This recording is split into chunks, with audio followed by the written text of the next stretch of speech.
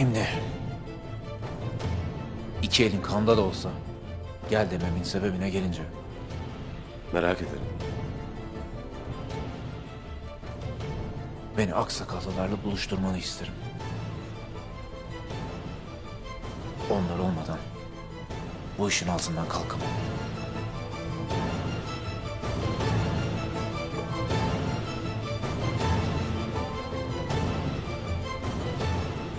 Demek Oğuz kanunları sizde.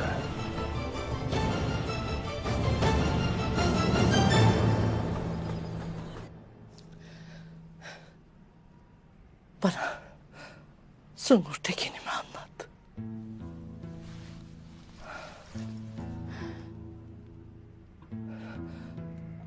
Anlat ki gücüm yerine gelsin.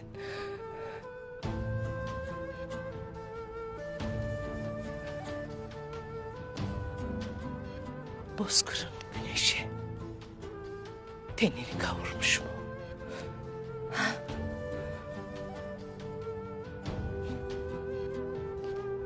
Yüzünde çizgiler var mı?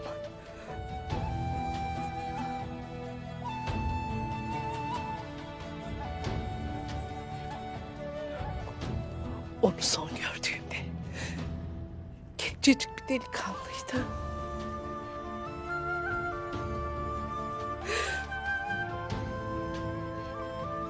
Hadi anlat bana. Nasıl büyümüş? Nasıl böyle yiğit bir adam olmuş?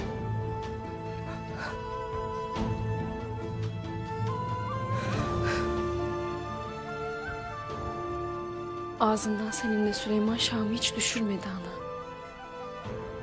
Kardeşlerini, obasını. Geçen bunca zamana rağmen attığınız her adımı, aldığınız her nefesi bilir ana.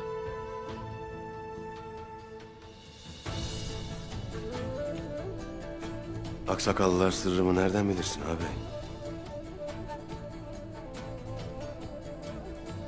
Turnalar uçup haber verdi diyelim.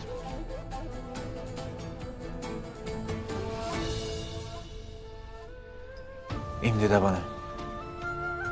Benimle misin? Her daim yanındayım abi.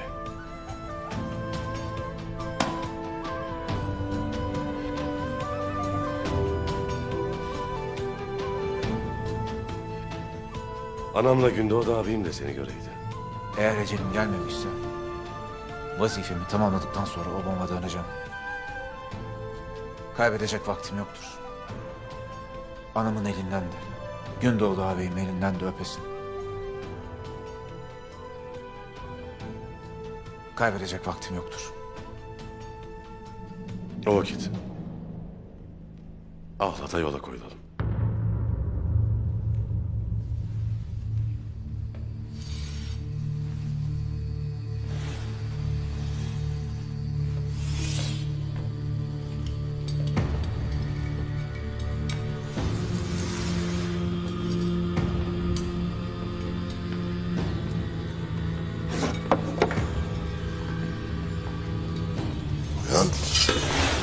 Uyan.